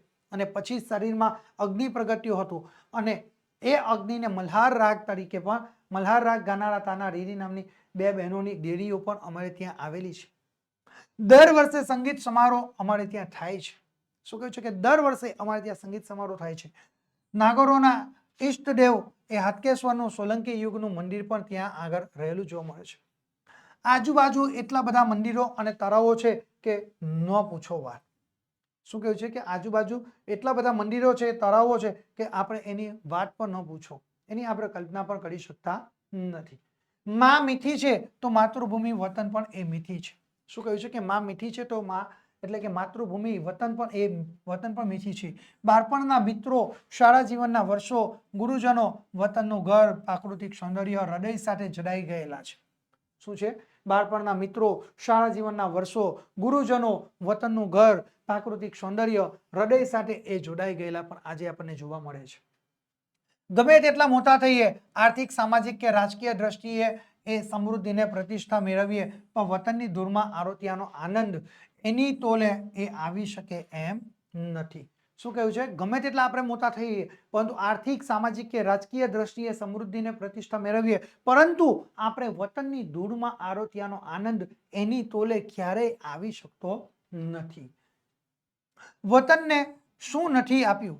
વતને આપણને શું નથી આપ્યું? શું ભૂલું, શું યાદ કરું? મા બાપનો પ્રેમ, પુસ્તકાલય અને શાળામાંથી મેળવેલું જ્ઞાન, મોભી વડીલોએ શીખવેલા કર્તવ્ય નિષ્ઠા અને ઉદાર દાયિત્વ, વતને બાંધી આપેલી એ સંસ્કાર અને સંસ્મરણોની પોટલી જ્યારે જરૂર પડી ત્યારે ખોલી છે અને જીવનને પોષક એવા મૂલ્યો એ બળ પૂરું પાડ્યું છે. આપણને આપણા વતને શું નથી આપ્યું એ તમે વિચારો કે વતને શું નથી આપ્યું, શું ભૂલ્યું છું, શું યાદ કરું છું? એને મા બાપનો પ્રેમ આપ્યો છે, એ પુસ્તકાલય આપ્યું છે અને શાળામાંથી મેળવેલું જ્ઞાન પણ એના દ્વારા વતનમાંથી પ્રાપ્ત થયું છે. અને મોભીઓ અને વડીલોના જે શીખવેલા કર્તવ્ય નિષ્ઠો અને કર્તવ્ય ઉત્તરદાયિત્વ, વતને બાંધી આપેલી જે સંસ્કાર અને સંસ્મરણોની પોટલીઓ જ્યારે એ લેખકને જરૂર પડે ત્યારે એ પોતે ખોલે છે અને જીવનને એ પોષક એવા મૂલ્યો એ બળ પણ પૂરું પાડતા તેમને જોવા મળે છે. અને એની સાથે આપણે લખીએ કે ભાઈ તળાવ, વાવ તેમજ મંદિરો એના જૂના ઇતિહાસની સાક્ષી આજે પૂરી રહ્યા છે. કોણ? તળાવ અને વાવ તેમજ મંદિરો એ જૂના ઇતિહાસની સાક્ષી પૂરે છે. એમાં જૂના શિલ્પો છે, સ્થાપત્યની દ્રષ્ટિએ એનું મૂલ્ય એ જગ જાહેર આજે થયેલું છે. અર્જુન બારી દરવાજામાં એ કુમારપાળ રાજાની પ્રશિષ્ટનો એ શિલાલેખ પણ છે. કુમારપાળે એ 11મી સદીમાં નગરની ફરતે કોટ બંધાવ્યો હતો. ક્યારે? કુમારપાળે 11મી સદીમાં એ નગરની ફરતે કોટ બંધાવ્યો હતો. તેનો એ શિલાલેખમાં ઉલ્લેખ પણ આજે આપણને થયેલો જોવા મળે છે. એટલે અહીંયા આગળ આપણે સરસ લખી શકીએ કે માળ્યું એનું સ્મરણ કરવું, એ છે એક લહાણું, માળિયું એનું સ્મરણ કરવું એ છે એક લહાણું. આ સરસ પંક્તિનો આપણે ઉપયોગ કરીને લખી શકીએ છીએ. અને છેલ્લે લખવાનું કે ન કોઈ ચિંતા ન કોઈ બંધન, કેવો જાઓ જલાલીનો એ સુવર્ણકાર, સ્મરણ પોથીનું એક એક પુસ્તક કેટલું મજાનું. આ રીતે વિદ્યાર્થી મિત્રો આપણે સરસ અહીંયા આગળ આ વાક્ય લખી શકીએ છીએ. અને છેલ્લે અહીંયા આગળ આપણે અલગ જ અહીંયા આગળ આપણે અલગ રીતે પંક્તિ લખી શકીએ છીએ કે ચિંતા રહિત ખેલના ખાના, વ ફિરના નિર્ભય સ્વચ્છંદ, कैसे भूला जा सकता है वतन का अतुलित आनंद. આ રીતે વિદ્યાર્થી મિત્રો આપણે હિન્દી ભાષાનો આપણે પંક્તિનો ઉપયોગ કરીને સરસ રીતે અહીંયા આગળ આપણે આ લખી શકીએ છીએ. અને આપણે છેલ્લે અહીંયા આગળ એટલું પેરેગ્રાફ પાડીને આપણે એટલું લખી શકીએ. પણ ખેર બહુભૂતિનું વાક્ય શું કહ્યું? પણ ખેર બહુભૂતિનું જે વાક્ય છે એ જુઓ. તેહીનો દિવસા ગાતા, તેહીનો દિવસા ગાતા, યાદ કરીને સસ્મરણોનું એ અમૃતપાન કરવા સિવાય બીજો કોઈ માર્ગ હવે નથી રહ્યું. શું? યાદ કરીને સસ્મરણોનું અમૃતપાન કરવા માટે હવે બીજો કોઈ જ એ માર્ગ નથી રહ્યો. આદિલ મંસૂરીએ પોતાનું વતન છોડતા રચેલી પંક્તિઓ યાદ આવે છે. કોણ? આદિલ મંસૂરીએ પોતાને વતન છોડતા જે રચેલી પંક્તિઓ એ સરસ રીતે અહીંયા આગળ યાદ આવે છે. વતનની ધૂળથી માથું ભરી લઉં આદિલ, વતનની ધૂળથી માથું ભરી લઉં આદિલ, ફરી આ ધૂળ ઉમ્રભર મળે ન મળે. શું કહ્યું છે? ફરી આ ધૂળ એ ઉમ્રભર મળે ન મળે. આ રીતે તમે સરસ મજાનું નિબંધ લેખન કરી શકો છો. જો એ નિબંધ નથી લખી શકતા વિદ્યાર્થી મિત્રો તો તમારે ચિંતા કરવાની જરૂર નથી, કારણ કે એના અઠવામાં પણ તમને બીજો એક નિબંધ આપવામાં આવશે કે માનવ અને પશુની મૈત્રી. કયો નિબંધ? માનવ અને પશુની મૈત્રી. આ નિબંધ તમે લખી શકો છો. ચલો એના મુદ્દા જુઓ તો પ્રસ્તાવના, માનવીનો પ્રાણીઓ પ્રત્યેનો પ્રેમ, પશુઓની વફાદારી, એના ઉદાહરણો અને ઉપસંહાર. ઓકે, આટલા મુદ્દાઓનો આપણે અભ્યાસ કરવાનો છે. આપણે આટલા મુદ્દાને આવડી લેવાના છે વિદ્યાર્થી મિત્રો. ચલો તો આપણે જોઈએ 5 મુદ્દાને આપણે આપણા નિબંધ લેખનની અંદર ઉપયોગ કેવી રીતે કરી શકીએ. નિબંધ લેખન કરીએ તો સૌથી પહેલા આપણે શીર્ષક લખવાનું કે ભાઈ માનવ અને પશુની મૈત્રી. આપણે આપણું આ શીર્ષક દર્શાવી દીધું. ચલો હવે આપણે લખવાની શરૂઆત કરીએ કે આદિકાળથી માનવ સંસ્કૃતિ સાથે પાલતુ અને જંગલી પ્રાણીઓ એ મૈત્રી ભાવે જોડાયેલા રહ્યા છે. શું? આદિકાળથી માનવ સંસ્કૃતિ સાથે પાલતુ અને જંગલી પ્રાણીઓ મૈત્રી ભાવે એ જોડાયેલા રહ્યા છે. માનવ જીવનને એ પૂરક તેમજ એ પોષક થતા રહ્યા છે. શું છે? માનવ જીવનને એ પૂરક તેમજ એ પોષક થતા રહ્યા છે.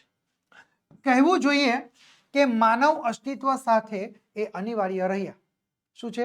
કહેવું જોઈએ કે માનવ અસ્તિત્વ સાથે એ અનિવાર્ય પણ રહ્યા છે. ઓકે, ત્યાર પછી આપણે પેરેગ્રાફ પાડીને લખવાનું કે માણસ સાથે પશુ પંખીનો પ્રેમ ભર્યો એ અતૂટ નાતો પણ રહેલો જોવા મળશે. અનેક દ્રષ્ટાંતો દ્વારા જાણી શકાય છે કે મહાભારતમાં યુધિષ્ઠિર જ્યારે હિમાળો ગાળવા ગયા ત્યાર પછી પોતાના પ્રિય એ કૂતરા વિના સ્વર્ગમાં જવાની પણ ના કહી હતી. શું છે કે ભાઈ મહાભારતમાં યુધિષ્ઠિર જ્યારે હિમાળો ગાળવા ગયા ત્યાર પછી પોતાના પ્રિય કૂતરા વિના એ સ્વર્ગમાં જવાની પણ એ યુધિષ્ઠિરે ના પાડી છે.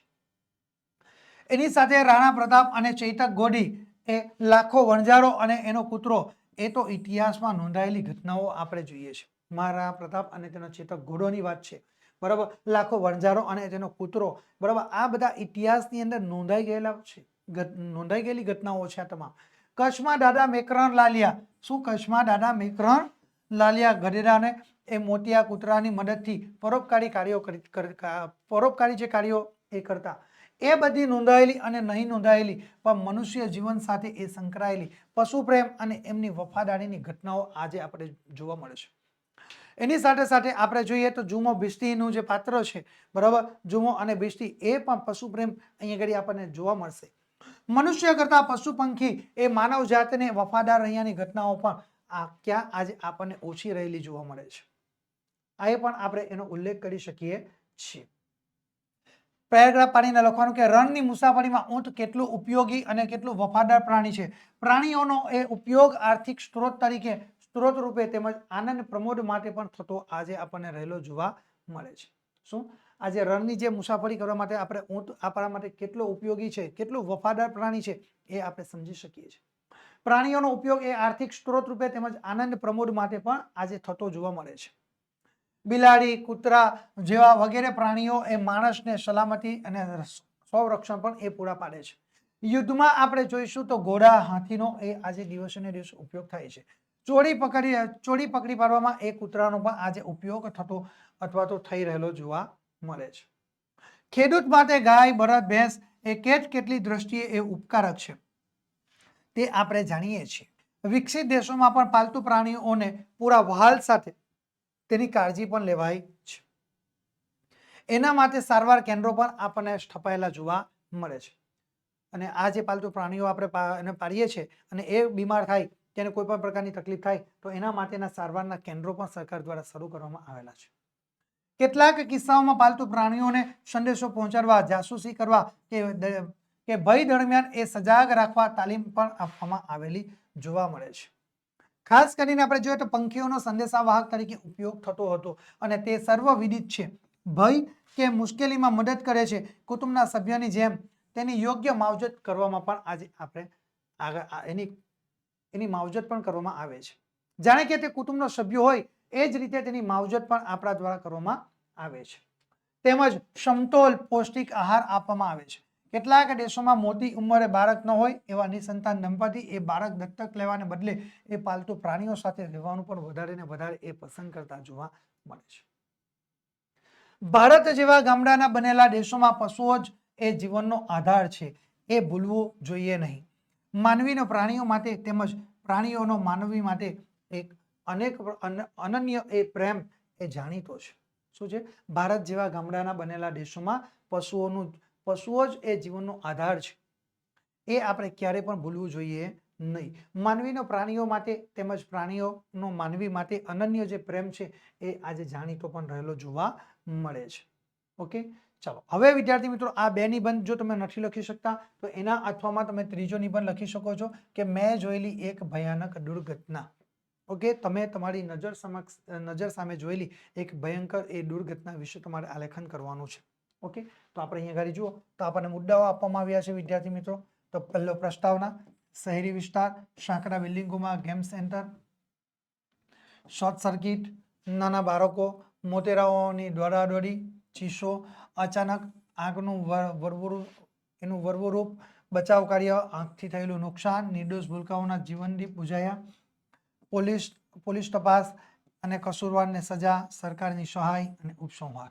આટલા જે મુદ્દાઓ છે, આટલા મુદ્દાઓને આપણે ધ્યાનમાં રાખીને આપણે મેં જોયેલી એક ભયાનક દુર્ઘટના એ વિષય પર આપણે નિબંધ લેખન કરવાનો છે. ઓકે, ચાલો તો આપણે શરૂ કરીએ આપણો નિબંધ લેખન. બરાબર, તો સૌથી પહેલા આપણે શીર્ષક લખી દેવાનું કે ભાઈ મેં જોયેલી એક ભયાનક દુર્ઘટના. ઓકે, ત્યાર પછી પેરેગ્રાફ પાડીને લખવાની શરૂઆત કરવાની કે ઉનાળુ વેકેશન આવે છે ત્યારે મારી સમક્ષ મેં જોયેલી એક ભયંકર આગનું દ્રશ્ય આજે પણ એક ખડું થઈ જાય છે. શું છે કે ઉનાળુ વેકેશન જ્યારે પણ આવે છે ત્યારે મારી સમક્ષ મારી નજર સમક્ષ મેં જોયેલી એક ભયંકર આગનું જે દ્રશ્ય છે એ મારી નજર સમક્ષ એક ખડું થઈ જાય છે. થોડા વર્ષ પહેલાની ઉનાળુ વેકેશનની આ વાત છે. શાળા અને કોલેજોમાં વેકેશન પડી ગયું હતું. પ્રાથમિક શાળામાં એ ભણતા નાના બાળકો, ભૂલકાઓથી માંડીને કોલેજમાં ભણતા તરુણો સુધી એ વેકેશનનો અનેરો આનંદ એ છવાયેલો હતો. પ્રાથમિક શાળામાં ભણતા જે નાના ભૂલકાઓથી માંડીને કોલેજમાં ભણતા તરુણો સુધી વેકેશનનો અનેરો આનંદ છવાયેલો હતો. કેટલાક બાળકોએ તેમના મામાને ઘેર જવાનું આયોજન પણ કર્યું હતું. જ્યારે અમારી સોસાયટીમાં વસતા કેટલાક ભૂલકાઓ યુવાનોએ શહેરોના પોશ વિસ્તારમાં તાજેતરમાં જ ખુલેલા ગેમ સેન્ટર તરણ હોજમાં કરવા જવાનો પ્લાન કર્યો હતો. શું કર્યું હતું કે ભાઈ, જ્યારે અમારી સોસાયટીમાં વસતા કેટલાક ભૂલકાઓ યુવાનોએ શહેરના પોશ વિસ્તારમાં તાજેતરમાં જ ખુલેલા જે ગેમ સેન્ટર છે તરણ હોજમાં એ કરવા જવાનો પ્લાન કાઢ્યો હતો. એટલે કે ત્યાં આગળ જવાનું નક્કી કર્યું હતું. અને ત્યાર પછી લખવાનું કે સાંજે લગભગ 4 વાગ્યાની આસપાસ બધા જ બાળકો તેમના માતા પિતાની સાથે શહેરના ગીચ વિસ્તારમાં આવેલા સાંકડા બિલ્ડિંગમાં તાજેતરમાં ખુલ્લા વિવિધ ગેમ સેન્ટરમાં એ પહોંચ્યા પર હતા. કેટલા વાગે? સાંજના 4 વાગ્યાની આસપાસ બધા જ બાળકો એ તેમના માતા પિતાની સાથે શહેરના ગીચ વિસ્તારમાં આવેલા સાંકડા બિલ્ડિંગમાં એ તાજેતરમાં ખુલેલા એક વિવિધ ગેમ સેન્ટરની અંદર પહોંચ્યા હતા. જ્યાં વૈશાખ મહિનામાં પરણેલા નવદંપતીઓ પણ ફરતા જોવા મળતા હતા. બાળકોના ચહેરા પર તો આનંદ સમાતો ન હતો, કારણ કે હંમેશા મોબાઈલ, ગેમ અને કમ્પ્યુટરથી દૂર દૂર રાખતા મા બાપ આજે બાળકોને આ બધી જ આધુનિક ગેમો રમવા સાથે એ લઈ આવ્યા હતા. શું બાળકોના ચહેરાની ઉપર એ આનંદ સમાતો ન હતો, કારણ કે હંમેશના માટે એ મોબાઈલ ગેમ અને કોમ્પ્યુટરથી દૂર રાખતા જે મા બાપ છે એ મા બાપ આજે બાળકોને આ બધી આધુનિક ગેમો રમવા માટે એ પોતે પોતાની સાથે પણ લઈને આવ્યા હતા. અને આપણે સાથે લખી શકીએ છીએ, બરાબર. એ તમામ માતા પિતા શું છે કે ભાઈ પોતાના બાળકોને પોતાની સાથે લઈને એ આવ્યા હતા, જેથી કરીને આપણે એની સાથે લખી શકીએ કે ઝડપથી ટિકિટ સેન્ટરો પરથી ટિકિટો મેળવીને સૌ પોતપોતાના મનપસંદ ગેમ એરિયામાં એ પ્રવેશી ગયા હતા અને સૌ કોઈ એ પોતપોતાને પસંદ પડે એવી ગેમના એરિયાની અંદર પ્રવેશી ચૂક્યા હતા અને ભિન્ન ભિન્ન કોમ્પ્યુટર રમતો રમવાની ચાલુ પણ કરી દીધી હતી. અલગ અલગ પ્રકારની રમતો રમવાની શરૂ કરી નાખી. ત્યાં તો એકાએક દુકાનના ગેમ સેન્ટરમાં સ્વિચ બોર્ડમાં શોર્ટ સર્કિટ થતા તે દુકાન ભયાનક આગની જ્વાળાઓમાં સપડાઈ ગઈ. ત્યાં તો અચાનક જ એકાએક દુકાનના એક ગેમ સેન્ટરમાં એક સ્વિચ બોર્ડમાં શોર્ટ સર્કિટ થતા તે દુકાન ભયાનક આગની જ્વાળાઓમાં એ સપડાઈ ગઈ હતી. દોડો દોડો આગ આગ આગની એ ચીસો સંભળાઈ રહી છે. કોઈ કે વીજળીનો તાર સરખી રીતે કરમાં ન ગોઠવતા એ છૂટા રહેલા તારને કારણે આગ લાગી હતી. શું કોઈ કે વીજળીનો જે તાર છે એ સરખી રીતે કરમાં ન ગોઠવતા છૂટા રહેલા તારને કારણે એ આગ લાગી હતી. જોત જોતામાં તો તે ભયંકર આગે આખા ગેમ સેન્ટરને એ ઘેરી લીધું હતું. થોડા જ સમયની અંદર આખા ગેમ સેન્ટરને એ આગે ઘેરી લીધું હતું. નાના નિર્દોષ બાળકો આગથી એ બચવાના પ્રયત્નો કરી રહ્યા હતા. નાના નિર્દોષ બાળકો એ આગથી બચવા માટે પ્રયત્ન કરી રહ્યા હતા. ગાઢ અંધારું અને ધુમાડોને લીધે એ બાળકોને બહાર નીકળવાના રસ્તા પણ મળતા નહોતા, કારણ કે સ્વાભાવિક છે કે આગ લાગે એટલે ધુમાડો પુષ્કળ પ્રમાણમાં ઉત્પન્ન થાય અને એ ધુમાડાને કારણે ક્યાં કઈ તરફથી બહાર નીકળવું, બરાબર. ગાઢ અંધારો અને ધુમાડાને લીધે બાળકો બહાર નીકળવાના રસ્તા પણ બાળકોને મળતા નહોતા.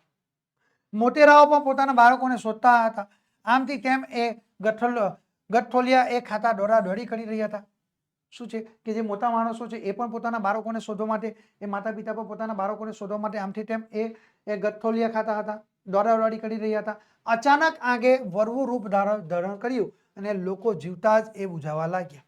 અને અચાનક આગે વિકરાળ સ્વરૂપ ધારણ કરી લીધું અને લોકો જીવતા જ એ બુઝાવા લાગ્યા. તેમની એ હૃદયદ્રાવક ચીસો આજે પણ મારા કાનની અંદર એ સંભળાઈ રહી છે.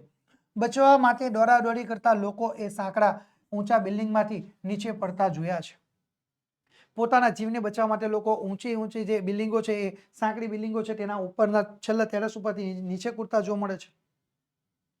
આ દ્રશ્ય મારા કાળજાને એ કંપાવી ગયું હતું. ત્યાં એ સડક પર ઉભેલા કેટલાક લોકોએ આ દ્રશ્ય જોયું અને તેમણે તરત જ એ બચાવ કાર્ય શરૂ કર્યું. કેટલાક એ જુવાનીઓએ હિંમત કરીને બિલ્ડિંગનો અમુક ભાગ તોડી પાડ્યો અને કેટલાક લોકોને એ બચાવવા એ અંદર ઘૂસી ગયા. તો કેટલાક લોકો બાજુના તરલ હોજમાંથી ડોલો ભરીને એ પાણીનો એ છંટકાવ કરવા પણ લાગ્યા હતા. જે લોકોએ આ દ્રશ્ય જોયું એ તમામ લોકો એ બાજુના હોજમાંથી પાણીની ડોલ ભરીને એ આગ ઓલવવા માટે પોતાની જાતે જેટલા પ્રયત્નો થાય એટલા પ્રયત્નો કરવાના શરૂ કરે છે. પરંતુ આગ એટલી ભયાનક હતી કે નાના બાળકોની સાથે કેટલાય તરુણો, મા બાપની સાથે બધું જ એ ભસ્મીભૂત થઈ ગયેલું ત્યાં જોવા મળે છે. બાળકો, માતા પિતા બધા જ લોકો એ મોટે ભાગના બધા ત્યાં ભસ્મીભૂત થઈ ગયા. જેમણે આ દુર્ઘટનામાં પોતાના બાળકો સ્વજનો ગુમાવ્યા હતા, તેમાં હૈયાલત એ કરુણ રુદન એ પથ્થર હૃદયના માનવીને પણ એ પીગળાવી નાખે એવું હતું. જે બાળકોએ પોતાના માતા પિતા ગુમાવ્યા, જે માતા પિતાએ પોતાના બાળકો ગુમાવ્યા, સ્વજનો ગુમાવ્યા, એ લોકોનું જે રુદન છે એ પથ્થર હૃદયના માનવીને પણ પીગાળી નાખે એવું હતું. લોકોમાં આ પરિવારનો દુઃખ જોઈને આક્રોશ ફાટી નીકળ્યો હતો, પણ તેમને આશ્વાસન આપતા હતા. શું થાય છે કે લોકોમાં આ પરિવારનું દુઃખ જોઈને જબરજસ્ત આક્રોશ ફેલાઈ ગયો હતો સમગ્ર શહેરની અંદર, પણ તેમને આશ્વાસન આપતા હતા. સતત 4 કલાક સુધીની મહેનત જહેમતથી પછી આગ કાબુમાં આવી, પણ તેને ઘણા ઘરોના એ વહાલ સોયાઓના જીવન દીપને એ બુઝાવી દીધા હતા. 4 કલાક પછી એ મહા મુસીબતે એ આગ ઉપર કાબુ મેળવવામાં આવ્યું, પરંતુ એ 4 કલાકના સમયની અંદર કેટલાય ઘરોના એ વહાલ સોયા જીવન દીપને એ બુઝાવી દીધા હતા. અને પાયમાલ લોકોને અને ઘાયલ લોકોને એ સારવાર અર્થે લઈ જવા માટે એમ્બ્યુલન્સ પણ બોલાવવામાં આવી હતી. અને ઘાયલ લોકોને સારવાર અર્થે લઈ જવા માટે એમ્બ્યુલન્સ બોલાવવામાં આવી હતી. અને શહેરના એ ફાયર સ્ટેશનના કર્મચારીઓ પોલીસ વડા સહિત ઘટના સ્થળે આવી પહોંચ્યા હતા અને ફાયર બ્રિગેડના કાફલો પણ ત્યાં ઘટના સ્થળે પહોંચી ચૂક્યો હતો અને એની સાથે સાથે જે પોલીસ વડાના જે ઉચ્ચ અધિકારીઓ છે, પોલીસનો કાફલો પણ ઘટના સ્થળે આવી જાય છે. પોલીસ અધિકારીઓના જે ઉચ્ચ અધિકારીઓ છે એ તમામ લોકો એ ઘટના સ્થળે એ ત્યાં આગળ પહોંચી ગયેલા જોવા મળે છે. શહેરના સાંકડા અને અનલોક એ વિસ્તારમાં ગેમ સેન્ટરની મંજૂરી આપનાર અધિકારી સામે રોષે ભરાયેલા લોકોએ તપાસ કરવા આવેદનપત્રો આપ્યા અને શું કહ્યું છે કે ભાઈ શહેરના સાંકડા અને જે કહ્યું છે કે ભાઈ પ્રતિબંધિત વિસ્તારના લોકોએ ગેમ સેન્ટરની જે મંજૂરી આપનાર જે અધિકારી છે એ લોકોની સામે લોકોનો જે રોષ જે ભભૂકી ઉઠ્યો અને રોષે ભરાયેલા લોકોએ તપાસ કરવા માટેના આદેશો પણ આવેદનપત્રો આપ્યા. સરકારે પોલીસ તપાસના આદેશ કર્યા. નગરપાલિકાના કસૂરવાર અધિકારીઓને સજા કરવામાં આવી. રાજ્ય સરકારશ્રીએ આ હોનારતમાં મૃત્યુ પામેલા અને ઘવાયેલા લોકોના પરિવારજનોને આર્થિક સહાય પૂરી પાડવા એ તૈયારી પણ દર્શાવી. પરંતુ જે વ્યક્તિએ પોતાના સ્વજનો ગુમાવી દીધા છે એ ફરી પાછા આવવાનો તો છે નથી.